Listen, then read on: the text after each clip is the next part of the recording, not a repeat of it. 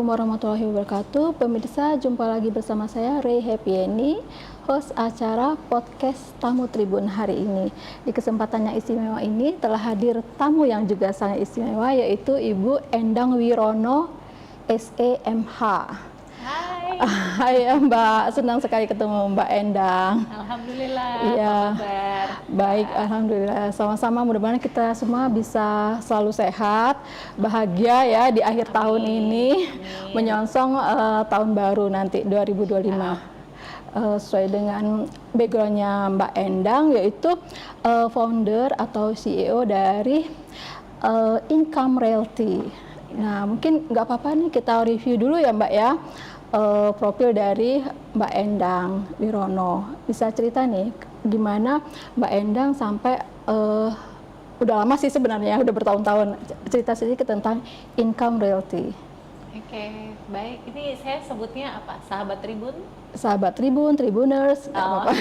Hai Tribuners, selamat pagi. Bahagia sekali pagi hari ini diundang sama Tribun di apa namanya acaranya? Podcast Tamu Tribun. Podcast Tamu Tribun. Ya, jadi kalau cerita sedikit tentang Income Realty, sebuah real estate agent company yang berdiri dari 2019. Setelah sebelumnya kita punya previous brand dari dua brand dari Amerika. Kantor kita ada di Sudirman, di seberang SMA Negeri 3. Alhamdulillah kita membantu lebih dari 5.000 customer saat ini di Palembang, properti primary dan secondary yang kita listing, developer juga menjadi rekanan, dan perbankan juga untuk consumer loan, alhamdulillah. Dan sebelumnya juga kami banyak dibersamai oleh tim-tim juga sampai dengan hari ini, dari mulai ibu rumah tangga, dari mulai anak-anak fresh graduate dan pensiunan. Jadi siapa yang ingin punya unlimited income, punya profesi yang waktunya fleksibel, yang bisa diatur pendapatannya, bisa ditingkatkan, dan bisa punya potensi untuk bertumbuh, bisa bergabung bersama kami. Kok jadi promosi ya, Mbak? Ya, nggak apa-apa. Jadi itu seperti apa? Broker ya, betul, broker. Jadi agent company. Semua bisa menjadi ujung tombaknya gitu ya. Betul. Ibu rumah tangga, mahasiswa, pensiunan. Jadi semua bisa gabung untuk bersama-sama Income Realty untuk terjun di dunia real estate. Oh, menarik sekali ya. Tadi ada 5.000, itu angka apa tuh 5.000? Jadi properti yang kita listing. Jadi kita punya dedicated website, selain ada 6 marketplace yang lain. Jadi properti yang dititipkan di kita, baik primary ataupun secondary, kita list di website. Karena kalau zaman dulu kantor kita itu kan pakai manual gitu ya Mbak ya, di post semuanya di dinding gitu, pakai akrilik. Kalau sudah punya 5.000 listing lebih, itu udah nggak muat lagi satu kantor, sampai mungkin lantai-lantainya. Jadi kita sekarang udah go digital, semuanya di listnya di website, dan semuanya online, seperti itu. Jadi kalau nanti mau cari properti tinggal klik di incomerealty.id. Incomerealty.id. Yes, menarik sekali ya. Kurang lebih nanti kalau misalnya ada pemirsa atau tribuners yang mencari properti tapi menengah ke atas ya pastinya ya. Ya, kita memang komersial sih. Mostly harga properti kita 500 juta ke atas. 500 juta sampai ya ada yang 15 miliar, ada yang 20 miliar. Apalagi kalau lahan kan, kalau dia gede ya pasti amount-nya gede sih. Gitu, Mbak. Oke. Tapi jadi tetap terjangkau kok, tetap ada perbankan yang membantu untuk pembiayaan. Iya. Jadi cocok sekali ini dengan tema yang mau kita angkat hari ini, yaitu tentang prospek properti di tahun 2025. Jadi kita mau lihat gimana nih warga Sumsel khususnya melihat properti, atau mungkin dari analisa dari Bu Endang atau Mbak Endang tentang gimana nih prospek dari properti di tahun 2005 dilihat dari warga Sumsel atau para pengusaha di Sumsel, kurang lebih seperti itu. Panjang lebar nggak apa-apa Mbak. Wah ini banyak ya kalau mau dijelaskan, jadi indikasinya dulu ya. Jadi Kalau kita ngelihat tren properti 2024 ke bawah, itu kemarin memang kita sempat slow ya, little bit slow, karena kan kita kena krisis, terus kita juga kena COVID-19 yang which is yaitu dunia lah ya. Itu nggak cuman kita saja, dan kalau kita boleh bilang di sektor real estate pun kita juga kena gitu kan. Tapi happy-nya pemerintah pada saat ini, kalau kita ngelihat Pak Prabowo, Mas Gibran itu benar-benar concern untuk bagaimana sektor real estate itu terbantu gitu ya. Karena kenapa? Sektor real estate ini tuh ada lebih dari 180 industri yang terkait. Jadi kalau kita ngelihat nggak cuman orang bangun rumah, nggak cuman orang bangun klaster, nggak cuman orang bangun komplek perumahan, tapi di sana tuh ada banyak banget stakeholders. Ada yang jual bahan bangunan, ada dunia arsitektur, ada yang arsiteknya, kemudian ada tukang bangunannya, kemudian ada pabrik cat, ada pabrik paku, ada pabrik kayu, dan lain-lain, semen ya. Jadi ketika dunia real estate suffer, itu semuanya tuh terimpact. Jadi mau nggak mau memang pemerintah dalam hal ini selalu punya strategi. Kalau kita lihat yang pertama kali sekarang ada program ambisiusnya pemerintah, program 3 juta unit rumah yang selalu digembar-gemborkan oleh Pak Marwara sebagai Menteri Perumahan saat ini. Dan ini juga luckily waktu itu saya pernah buat konten, tolong dipisah gitu, Kementerian Perumahan dan Kementerian PU, dan benar-benar di tahunnya Pak Prabowo ini dipisah. Jadi ada kementerian yang khusus menangani perumahan, dan di sanalah saya ngelihat ada optimisme ya, karena memang perumahan itu nggak bisa digabung-gabung dengan pembangunan gitu, karena tupoksinya pun berbeda, biar lebih fokus gitu. Nah di sini pemerintahnya Pak Prabowo melalui Pak Marwara sebagai jenderalnya di sana membangun 3 juta rumah, which is ini program ambisius ya. Semua orang bilang apakah mungkin, tapi saya yakin dengan semua stakeholder yang ada, dengan semua semangat gotong royong gitu ya, apalagi kemarin kayak dapat hibah tanah dari mana, Jagung dan lain-lain gitu kan. Menurut saya ketika program itu sudah dibuat, semuanya tuh hand in hand bisa terlaksana. Dan kalau ada pembangunan 3 juta unit rumah, pasti belanja itu ada, ya kan, artinya ekonomi itu bergerak. Tukang dapat order ya kan, kontraktor dapat order, toko cat dapat order, toko bahan bangunan juga dapat order, artinya roda itu berputar seperti itu. Nah itu satu hal. Kemudian kalau kita ngelihat dari sektor perbankan juga nggak hanya BTN ya yang memang fokus perumahan, perbankan yang lain juga sekarang sudah mulai untuk mengeluarkan program-program bunga murah, program bunga menarik untuk bagaimana bisa menstimulat dunia real estate itu kembali bergeliat. Kemudian yang berikutnya lagi juga pemerintah memberikan PPN DTP ya kan, diperpanjang lagi sampai 2025 ya, which is ini stimulan yang luar biasa menurut saya. Jadi kalau aku bilang 2025 20% kenaikan di sektor real estate itu udah pasti. Dan kalau kita belajar dari sebuah siklusnya properti Mbak, aku masuk di properti ini tahun 2009 sampai dengan hari ini. Saya nggak gonta-ganti industri, jadi saya pernah ada di fase yang properti itu suffer banget, properti itu stuck banget gitu. Ada pernah di posisi 2013 kita bangun ruko di lorong aja itu cepet banget laku gitu. Jadi saya mengalami beberapa cycle. Nah pada saat ini cycle real estate itu pada cycle recover. Jadi ada di jarum jam yang dia itu recover back, dia itu kembali akan melesat seperti itu ya. Jadi apalagi dengan semua hal yang dilakukan oleh pemerintah tadi, ya saya yakin dan percaya bahwa 2025 industri real estate akan take off sih gitu. Dan kalau kembali lagi ngelihat tadi gimana tanggapan para pengusaha di Kota Palembang, Sumatera Selatan, saya ngelihat sekarang banyak teman-teman developer yang dulunya main sektor FLPP, sekarang udah mulai switch ke komersial.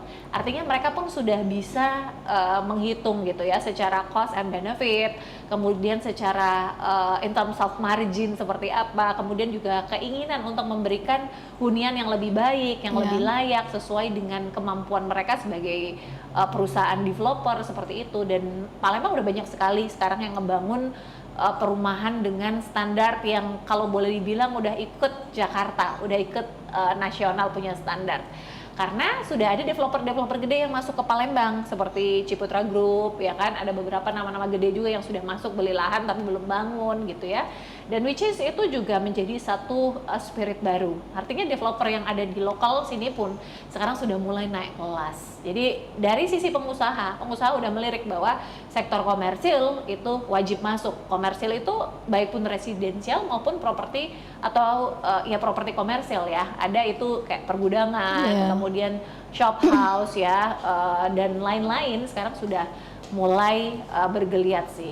Kalau dari sisi demand sendiri, dari sisi customernya, sejak COVID, customer sendiri itu suka dengan properti yang berkarakter, properti yang punya strong karakter, jadi punya facility yang lengkap, terus bisa mengangkat gaya hidup mereka, ya kan, menjadi sesuatu yang prestis.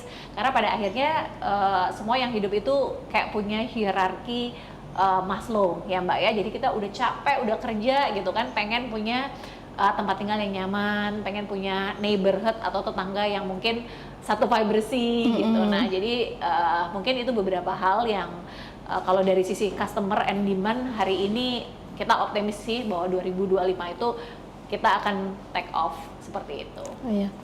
Ada pernah akademisi yang bicara bahwa pada sebelumnya kan memang agak slow ya semua pasar, terutama ketika ada COVID. Ya, jadi pada saat COVID kan mereka pada ngerem, yang punya uang pada ngerem belanja, segalanya direm, nggak bisa wisata, nggak bisa, terus mau belanja juga nahan-nahan gitu. Nah mungkin betul nggak ada anggapan, jadi sekarang tuh kesempatan mereka buat belanja gitu.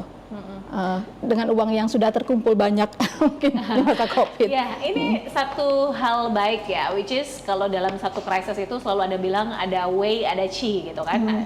Mungkin ada ancaman, tapi sebenarnya di sana juga ada opportunity. Benar banget Mbak, jadi selama COVID kan kita nggak bisa pergi tuh, lockdown, nggak bisa keluar negeri, jadi otomatis tuh savingnya bertambah, ya kan. Mungkin juga ada yang untung banyak dari beli instrumen saham, ya kan, stok, dan akhirnya punya tabungan lah. Nah sekarang ini memang kayak pen up demand gitu ya. Selain kemarin saya baru balik juga dari Jakarta, terus dari Bangkok. Oh, orang holiday itu juga memang lagi rame banget, lagi rame-ramenya gitu ya. Tapi which is untuk siapa yang tadi mau beli real estate atau properti juga mereka kan sudah punya budget. Kalau dari sisi perusahaan kan kalau mereka mau ekspansi kan mau nggak mau dia butuh juga properti kan. Nah kalau dari sisi keluarga sendiri pun setiap tahun kan pasti keluarga itu ada restructure, ada yang namanya menyusun kembali anggaran, menyusun kembali rencana. Nah bisa jadi yang tadi tabungan sudah didapatkan dari pas berhemat tadi periode 2020 sampai 2023, ya di 2024 mereka spending seperti itu. Dan sekarang juga perbankan banyak kasih kemudahan kok Mbak, kayak DP 10%, ada yang memang program DP 0% gitu, dengan cicilan yang bahkan bisa flat sampai akhir masa cicilan gitu ya, which is itu membantu. Apalagi pemerintah ada program tenor yang lebih panjang lagi, 35 tahun, which is sangat membantu buat milenial gitu ya. Betul. Jadi saya sendiri punya experience dulu punya rumah pertama itu belinya pakai KPR soft loan ketika saya masih kerja di bank. Nah, waktu itu bunga murah lah 5%. Kalau saya nggak memberanikan diri waktu itu saya beli KPR pada saat itu soft loan, saya mungkin belum punya rumah sampai hari ini. Karena kan investment itu butuh keberanian ya. Membeli sesuatu tuh butuh keberanian, apalagi rumah. Rumah itu kan belanja yang lumayan gede dan orang pun mungkin biasanya hanya belanja satu kali seumur hidup. Nah, kalau dia nggak berani allocate itu di pertama kali langkahnya, itu biasanya nggak akan kejadian lagi gitu. Nah, jadi ini juga mungkin sharing aku ya. Jadi kalau misalnya ada tawaran bunga bagus, tenor panjang, udahlah take it, ambil. Yang penting cicilannya murah. Nanti pas kita punya penghasilan lebih, kita punya pendapatan lebih, kita bisa partial pelunasan gitu. Jadi action dulu gitu. Kalau jadi kita mohon maaf nih sama pemirsa, soalnya pada saat COVID kan banyak juga yang jatuh ya. Kita bicara sama yang settle. Jadinya kita bicara sama yang settle nih soalnya, ya kan? Ya nggak apa-apa sih, both side itu bisa belajar sih Mbak. Karena kan ya memang tadi di dalam sebuah krisis itu selalu ada dua, ya mungkin ada yang melihatnya sebagai ancaman, mungkin ada yang melihatnya sebagai opportunity. Ya kita sebagai siapapun ya kita harus tetap optimis lah seperti itu. Nah, mau nggak mau kita bicara soal ini nih, PPN naik jadi 12%. Nah, ada nggak pengaruhnya ke pasar di tahun 2025? Nah, jadi tadi kan kabar baiknya, ya kan? Ini kan ada kabar yang sebenarnya sangat cons ya, gitu. Kalau bilang ada pro, ada cons gitu. Tapi ya mau nggak mau ya, kalau government menetapkan, ya mau nggak mau kita harus ikut. Tapi tentu pasti pemerintah harus bagaimana ya, entah itu meninjau ulang, entah itu mungkin pelaksanaannya di kapan gitu ya. Dan kalau di real estate kan ada kebijakan PPN DTP itu sih Mbak. Untuk produk-produk tertentu ya itu masih bisa menjadi stimulasi untuk kita sih. Tapi kembali lagi, kalau saya boleh berpesan ya memang berat sih PPN 12%, 11% aja orang pada teriak kan, apalagi 12% gitu. Jadi kalau kita bandingkan dengan negara-negara lain pun ada kok yang under 10 gitu PPN. Jadi ya depend on lah ya, Ibu Menkyu nih, Bu Sri nih nanti mungkin mengatur-ngaturnya lagi seperti apa biar PPN ya tetap bisa balance. Karena kan kita baru mau recover nih gitu, tapi kalau ada something yang memberatkan juga, ini juga satu issue yang mungkin bisa menjadi concernnya pemerintah sih Mbak. Iya, atau mungkin tunggu demo. Enggak. Jangan demo lah Mbak. Kan sekarang kita bisa menyampaikan gagasan, argumen itu dengan lebih elegan, dengan lebih baik. Saya rasa pemerintah juga mau mendengar kok. Karena saya lihat juga pemerintahnya Pak Prabowo ini sangat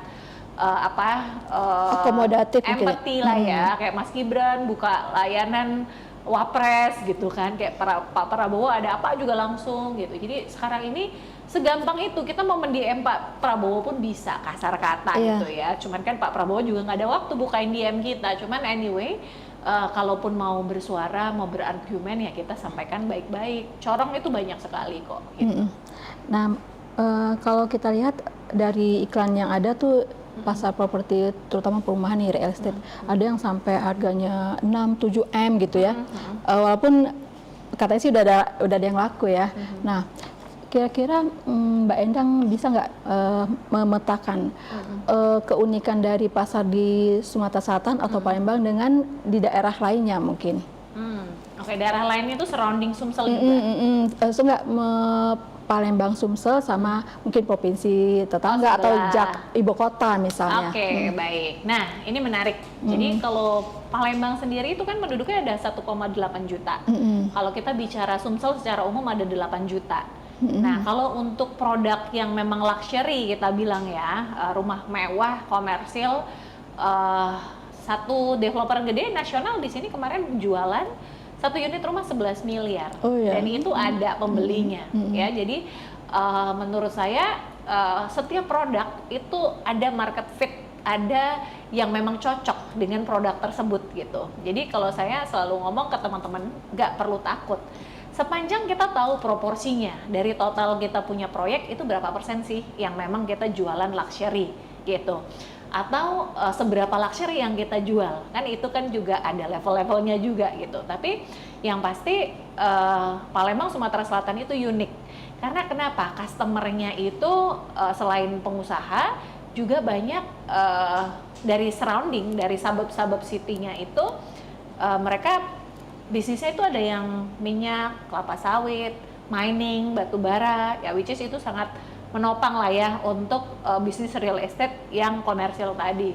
Nah, kalau di-compare dengan kota-kota lain, misal kita bicara Lampung, ya, which is nggak terlalu jauh, jaraknya juga kalau dari Jakarta kan sekarang tinggal berapa sih, 4 jam paling ya, dan itu menarik banget. Palembang itu juga secara geografis sangat cenderung tidak pernah ada isu bencana alam ya. Secara geografis itu aman banget, jadi nggak ada yang namanya orang takut rumahnya retak, gempa ya kan, tsunami, mohon maaf ya, amit-amit gitu kan. Tapi itu menjadi satu pilihan. Terus kemudian ya tadi Palembang ini kota bisnis, jadi dikelilingi oleh tadi banyak mining, kemudian juga ada pabrik-pabrik ya kan, PKS, kemudian kelapa sawit, karet, dan itu menjadi sesuatu yang menurut saya menarik. Dan uniknya lagi, karena tadi kita ada 17 kota kabupaten, orang-orang yang punya daerah, punya rumah atau bisnis di daerah seputar Palembang, itu mereka pasti punya rumah di kota Palembang. Entah itu anaknya sekolah di Unsri, anaknya sekolah di mana-mana di sini.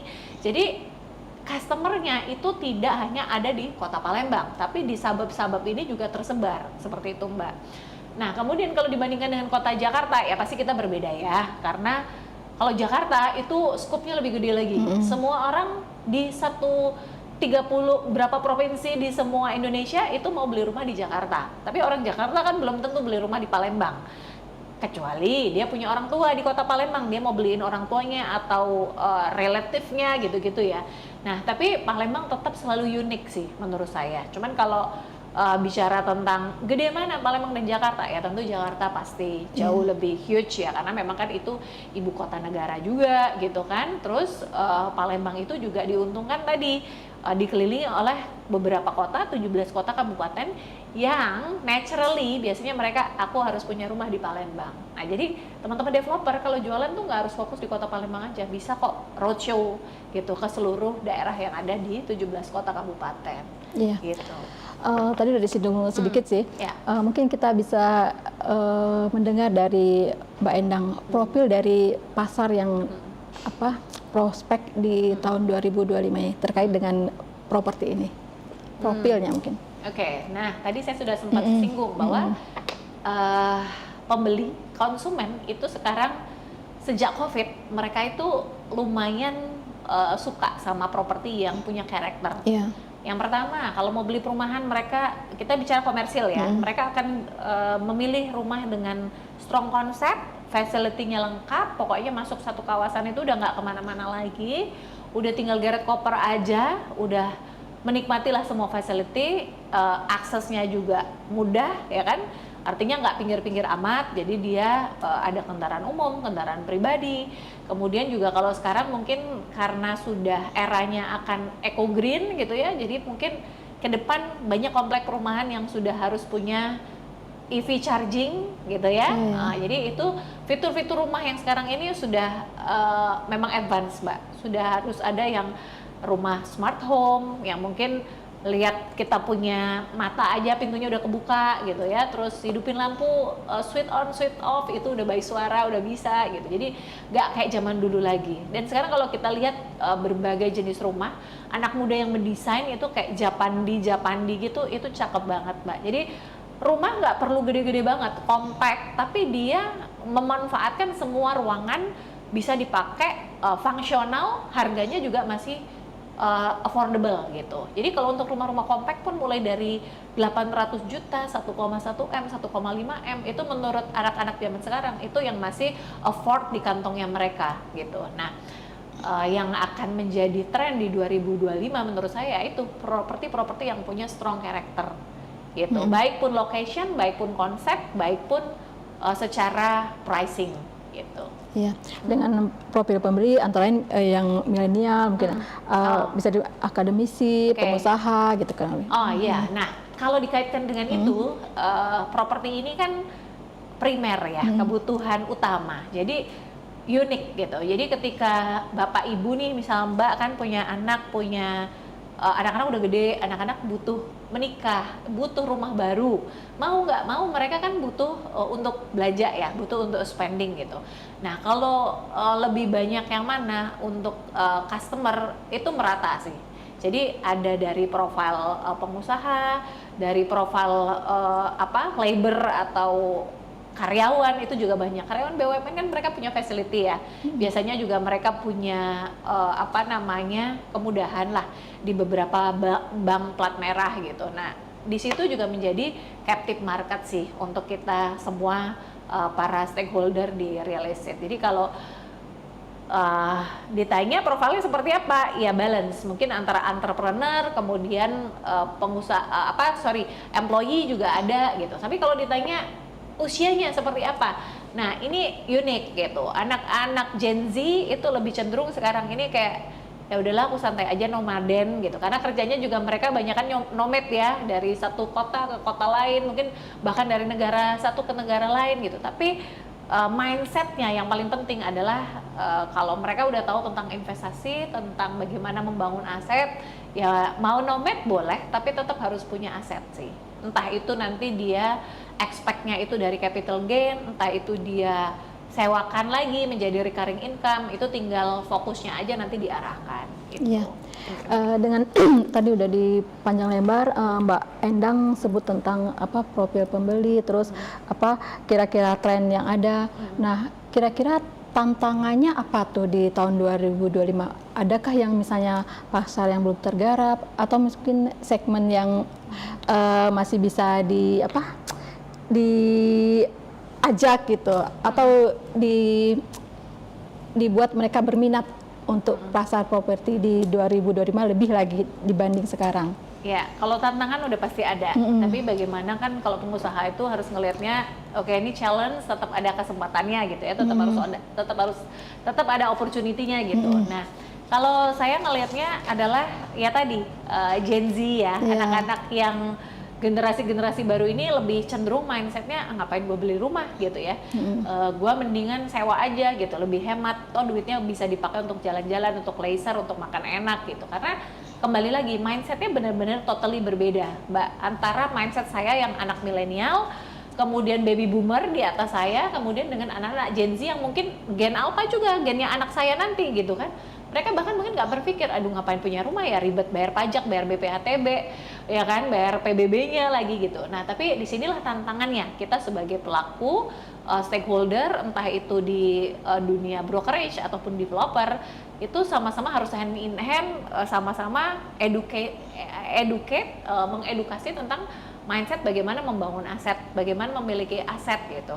Karena ya betul, leisure itu penting gitu, pola jalan-jalan itu penting, makan enak itu penting, tapi kan kalau kita nggak membangun aset ya selamanya kita nggak akan punya gitu. Kalau orang zaman dulu kan ya udahlah makannya nasi sama telur dadar, nasi sama garam, tapi yang penting punya rumah gitu, kan punya aset. Nah, anak muda sekarang beda, kalau bisa Starbucks setiap hari gitu ya, itu jadi sebut merek ya. Kalau bisa itu makannya restoran yang gimana fotonya bagus banget gitu kan. Nah, mindset itu yang harus kita ubah gitu. Mindset itu yang kita harus sama-sama educate, sama-sama edukasi. Yang nggak harus kita kemampuannya bisa beli rumah FLPP terus kita beli rumah komersil, enggak sih, disesuaikan kantong aja. Tapi memang own by us gitu, kita punya gitu. Terus kalau ke depan mungkin sudah punya properti pertama, properti kedua, ya tinggal itu ditingkatkan, di leverage misalnya, udah untung nih kita jual lagi, beli properti yang baru, atau mungkin dapat recurring income, ya udah disewa-sewakan gitu. Jadi tergantung tujuannya seperti apa. Kemudian tantangan yang berikutnya ya tadi, semakin banyak teman-teman yang baru juga, pemain-pemain baru, kan kompetisi menjadi tight ya. Tapi bagaimana ya seorang pengusaha itu harus bisa tetap punya added value, punya pembeda gitu ya dari yang lainnya. Kalau yang lain-lainnya saya rasa nggak ada sih ya, tetap justru 2025 itu kayaknya properti akan melenggang, take off gitu. Gitu aja. Apa meningkat 20% tadi harapannya? Oh iya, pasti. Minimal itu 20%. Nah, kalau soal harga gimana tuh? Ada nggak pastinya naik ya, setiap tahun naik biasanya? Kalau harga ya 10% lah minimal ya setiap tahun, 10% lah harusnya ada kenaikan. Standarnya begitu? Ya minimal lah gitu. Ya kan memang kemarin COVID ada beberapa harga yang terkoreksi ya Mbak, tapi saya ngelihatnya kalau untuk rumah baru tetap ada increasing, tetap harus ada kenaikan. Karena kenapa? Kan sekarang harga bahan bangunan juga udah naik semua, besi naik, ya kan, batu bata, semen dan lain-lain. Ya developer kalau nggak boleh menaikkan harga ya susah gitu, marginnya gimana gitu. Ya pinter-pinter lah gitu, subside lah pada akhirnya. Intinya tetap harus ada opportunity di keadaan seperti apapun Mbak. Boleh nggak kita bicara soal ini ya, Boleh. peta yang bagus nih properti yang bagus di mana, boleh nggak begitu ya, di Palembang ini misalnya ya, misalnya daerah sini nih yang apa growing, terus produk-produk unggulannya yang sesuai dengan kriteria yang tadi katanya mau tren di masa 2025 nanti. Oh boleh, tapi ini nanti developer endorse tadi ya. Kalau boleh. Kalau kita bicara Palembang, Sumatera Selatan, sekarang ini ada beberapa spot yang memang sedang naik daun lah ya. Jadi setiap pemerintah itu selalu punya area gengsi yang mereka mau tonjolkan. Kalau zaman pemerintahan yang dulu kita ngelihatnya Jakabaring ya. Kalau zaman pemerintahan yang saat ini kita ngelihatnya fokusnya itu banyak ke area Palembang sebelah selatan ya, area Musi 2 ya. Kalau kita lihat di sana ada satu developer gede, apa nih mention nama? Boleh. Ya pokoknya di area sana deh, area Jalan Yusuf Singadikane itu ada satu developer gede yang tadi saya bilang launching satu unit rumah 11 miliar dan itu laku. Ya artinya marketnya ada dan memang secara brand equity-nya juga sudah sangat kuat Mbak gitu. Jadi artinya kan kenapa orang akhirnya trust, orang itu beli kan karena percaya ya. Itu kan ada beberapa faktor sampai akhirnya orang itu decide dan beli gitu ya. Yang pertama dari brandnya memang terpercaya, kualitasnya bagus, lokasinya juga bagus, terus kemudian juga dari janji serah terima juga deliver biasanya gitu kan. Dan ada faktor-faktor lain juga yang pasti akhirnya itu bisa jalan seperti itu. Nah kalau kita ngelihat lagi ada di daerah alang-alang lebar ya, Palembang itu punya daerah alang-alang lebar, di sana juga ada beberapa proyek, ada komplek pergudangan, ada residensial juga, ada satu developer gede juga udah beli lahan hampir 200 hektar, mungkin soon itu akan dibangun seperti itu ya. Nah jadi kota Palembang kalau yang di tengah kota ya pasti kan pertumbuhannya kan karena lahannya itu saja mungkin tidak terlalu mencolok ya, tapi tetap kalau untuk secondary-nya tetap bagus sih Mbak. Cuman kalau untuk tadi saya sebutkan developer-developer yang gede ya itu tersebar, ada di arah-arah Palembang sebelah selatan, area Musi 2, kemudian lebar, terus kemudian kalau Jakabaring ya oke gitu, cuman ya kalau saya ngelihat ya so-so ya, karena memang areanya ya tadi kembali lagi setiap fase, setiap period itu ada something yang memang dia sedang bergeliat, ada yang biasa saja gitu. Dan kalau daerah-daerah lain kayak Perumnas, area-area sana ya itu sudah crowded kan ya. Tanah juga kan mungkin ya itu uniknya properti itu, tanah Tuhan itu segitu-segitu aja tapi penduduk selalu bertambah. Jadi kenapa harga tanah selalu naik gitu. Nah terus kemudian uniknya lagi kalau orang beli rumah itu biasanya gak akan jauh-jauh. Jadi kayak Mbak misalnya punya anak, nanti akan dibelikan rumah pasti nggak jauh-jauh dari rumah kita sendiri sih, kayak cuman radius 3 km, 5 km. Saya kan tinggalnya daerah sini, daerah Bukit. Jadi saya pun kalau mau tinggal lagi, mau beli rumah pasti area sini. Nggak mungkin saya akan pindah ke Perumnas sana, karena saya udah terbiasa kan gitu. Saya udah common dengan daerah sini. Saya nggak mungkin kalau pindah itu melanting sampai ke Perumnas atau saya pindah Jakabaring, itu agak anomali gitu ya. Pasti saya akan beli area-area sini. Nah jadi uniqueness-nya kalau di dunia residensial itu kan begitu. Jadi orang beli ya udah seputar sini. Jadi kalau ditanya yang mana paling bergeliat, ya ada beberapa spot, tapi main kalau untuk mereka yang customer biasanya tetap ngelihat, oke aku biasa tinggal daerah mana. Nah, nggak akan jauh-jauh, belinya di sana aja sih Mbak, gitu. Iya, kayaknya kita udah mau menjelang akhir nih. Oke, siap. ada pertanyaan lagi nih, 2 sisanya.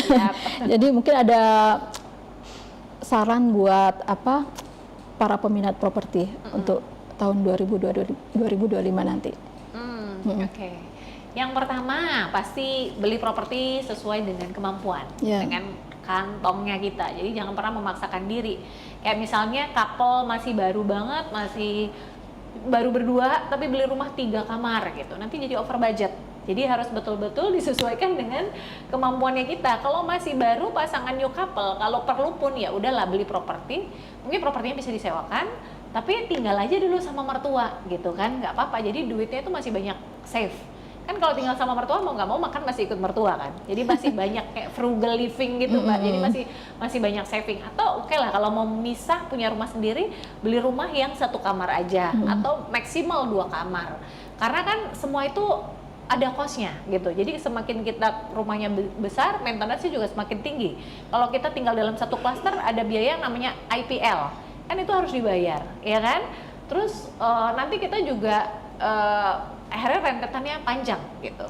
Kemudian yang berikutnya lagi, cari yang developer memang terpercaya, ya, trusted, secara brandnya memang dikenal, ya kan? Terus kemudian dia juga sudah punya portofolio, pernah membangun di mana, seperti itu. Kalau perlu tahu siapa foundernya gitu kan. Jadi kita juga nggak was-was gitu. Dan pastikan kualitas bangunannya itu juga sudah bisa kita QC-nya ada lah gitu. Jangan sampai nanti bangunannya retak-retak, terus kemudian juga bocor sana sini gitu kan, nggak enak juga. Terus kemudian yang berikutnya ya cari pendanaan atau sumber pembiayaan yang memang bisa meringankan. Kalau memang punya duit cash, oke, beli duit cash, berarti kita bisa minta diskon lebih besar. Kalau mau baru punya DP-nya doang, oke, cari bunga rate KPR yang memang ramah, ya kan. Jangan sampai itu juga akan memberatkan diri sendiri juga.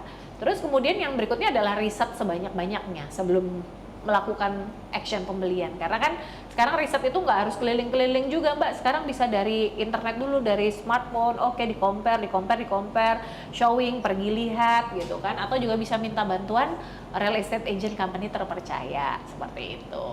Iya. Gitu sih. Nah ini yang terakhir nih, siap. Mungkin statement terakhir Mbak Endang tentang properti di Sumsel di tahun mendatang.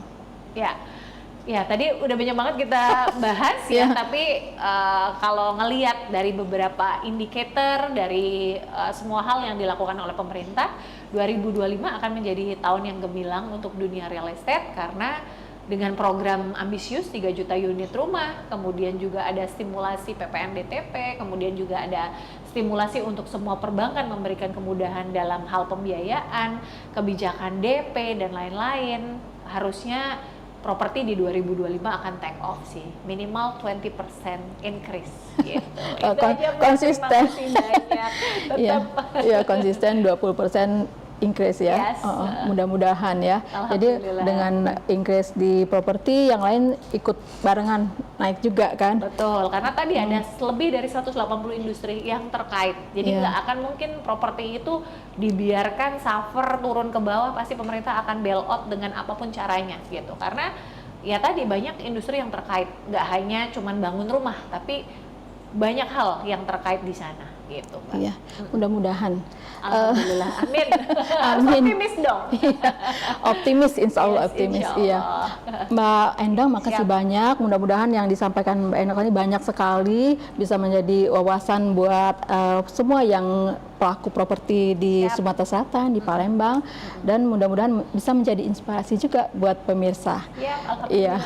Demikian, makasih Mbak Endang atas waktunya. Makasih juga buat pemirsa. Sampai jumpa di kesempatan berikutnya. Assalamualaikum warahmatullahi wabarakatuh.